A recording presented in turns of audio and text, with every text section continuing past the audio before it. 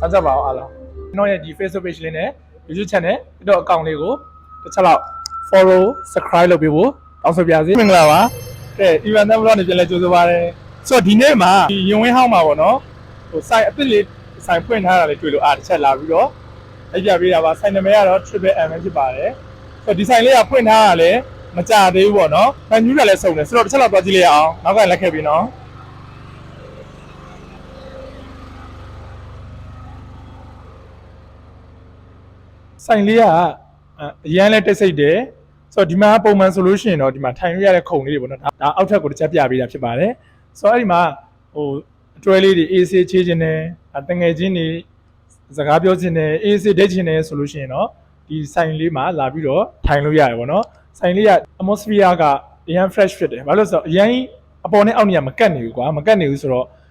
fresh air ရမယ်ဆိုတော့ air cooler လေးလည်းထားပေးတယ်နောက်ပြီးတော့ဟို Bluetooth ပေါက်လေးနဲ့အချင်းနဲ့နှောင်းလို့ရတယ်ဆိုတော့ဒါအောက်ထပ်ကိုပြပေးရပါတော့ဆိုတော့ကျွန်တော်အပေါ်ထပ်လေးတစ်ချက်လောက်သွားကြည့်ရအောင်ကဲအပေါ်ကဘယ်လိုရှိမလ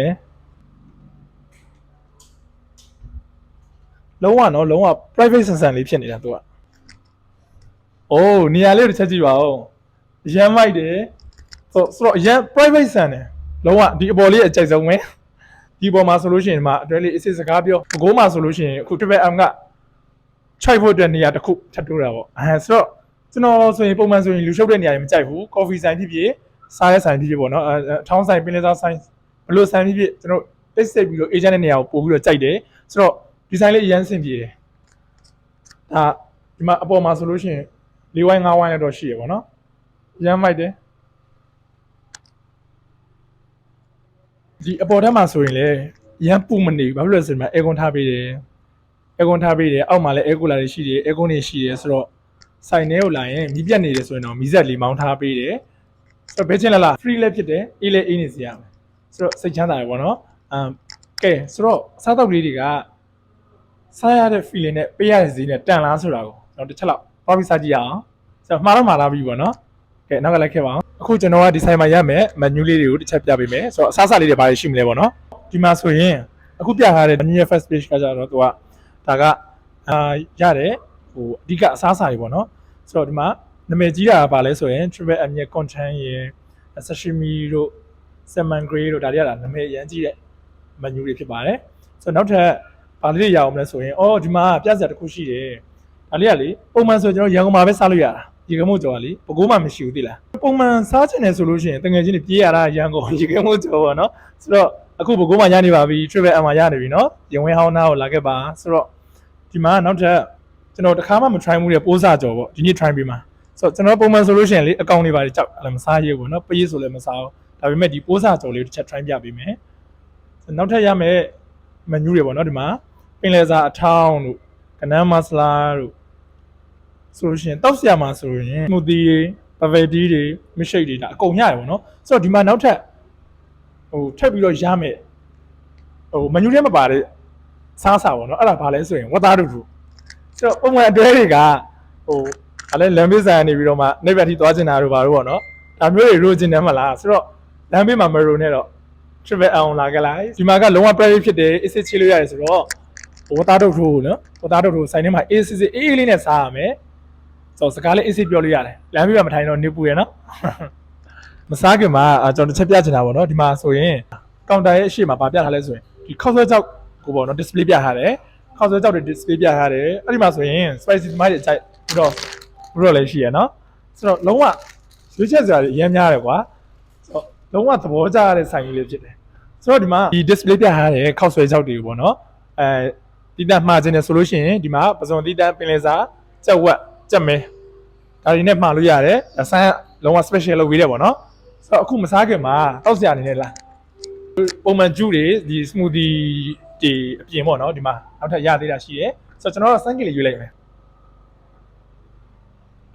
ကဲအခုမှားထားလေးကြီးရောက်လာပါပြီလုံးဝအမိုက်ရောပဲပင်လယ်သာတော့ဒီမို့ကျော်ရွှေစွန်းနဲ့စားမယ်ရွှေစွန်းနဲ့ကြိုက်လာတာမဟုတ်ရွှေစွန်းနဲ့စားမယ်နောက်ထပ် spicy ကိုစက်ကြိုက်တဲ့ကျွန်တော်တို့အတွက်လုံးဝအဆင်ပြေတော့ပဲ အလေးကပိုးစားလေးတော့မိုက်တယ်ဟေးစားမယ်ဆွဲမယ်အခုဆာရှိမီပေါ့နော်ဒီဆိုင်ရဲ့ main dish လေးလာပါပြီဆာရှိမီလုံးဝမိုက်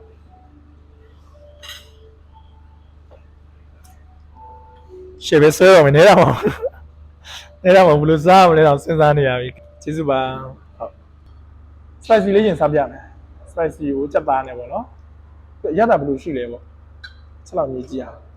စားကြည့်မယ်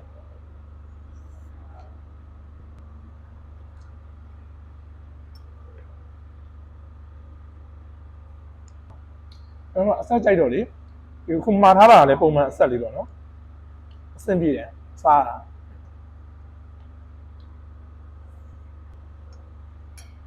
အဲ့ကတော့စားတယ်ပင်လယ်စာစားမယ်ပင်လယ်စာအထောင်း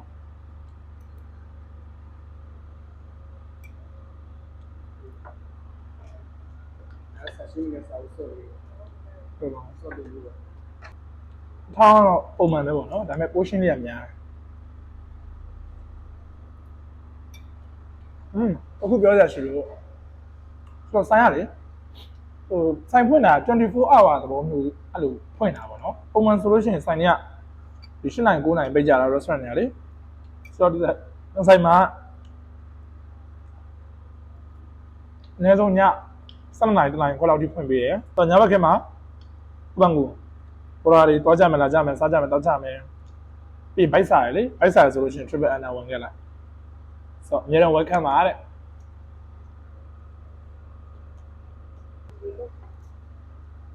နှုတ်ရည်နဲ့စိတ်ပြီးရောင်းကြတဲ့ပိုးစားလေခါမှမထိုင်ဘူးကြောက်လို့စားကြည့်လိုက်ပြီနည်းတော့ကြောက်တယ်ဒါကြော်ထားတာပိုးစားကြော်ခါမှမထိုင်ဘူးကြောက်တော့ကြောက်တယ်စားကြည့်မယ်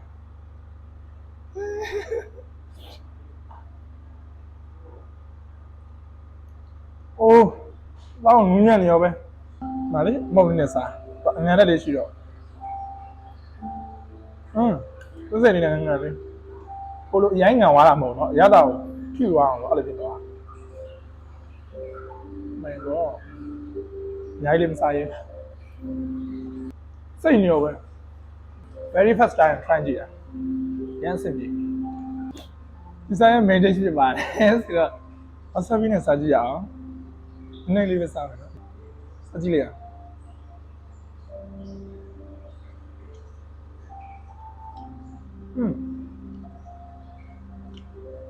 အသားအရင်နူးညံ့တယ်ဒီရတာလေနည်းနည်းလေးပြင်းတာပေါ့အဲ့လိုတော့ရှိတယ်စားကောင်းတယ်ကဲဆိုတော့ဆာရှိမီကိုနောက်တစ်မျိုးနဲ့စားကြည့်မယ်စားကြပါအောင်အားလုံးမကြွေးရကြလား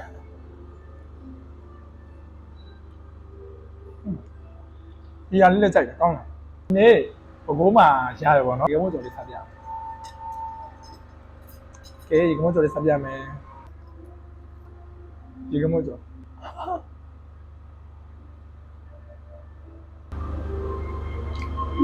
ညလာဘယ်လိုပြောကွာဟိုတိတ်ရတာလို့သဘောမျိုးလေးအဲ့လိုမျိုးလေးလေပုံမှန်ရေမိုးစားရတာထက်ကိုပို့ပြီးတော့ရတာစိတ်မကောင်းနေရတယ်ချိုလေးရန်စားကောင်းတယ်စားလိုက်ပါဦးမယ်အားလုံးပဲ try ချင်တယ်ဆိုလို့ရှိရင်ဆိုင်ရင်လိပ်စာကရဝင်းဟောင်းမီးပွိုက်အနီးပေါ့နော်ဒီ medical နဲ့ wonderful ရဲ့အရှိဆိုင်နာမည်က triple M ဖြစ်ပါတယ်အားလုံးကိုမနှုတ်ဆက်ခင်မှာကျွန်တော်ရဲ့ဒီ Facebook page လေးနဲ့ YouTube channel တော့ account လေးကိုတစ်ချက်လောက် follow subscribe လုပ်ပေးဖို့တောင်းဆိုပါရစေအားလုံးပဲဘိုင်ဘိုင်နောက်လောက်မှပြန်တွေ့ပါမယ်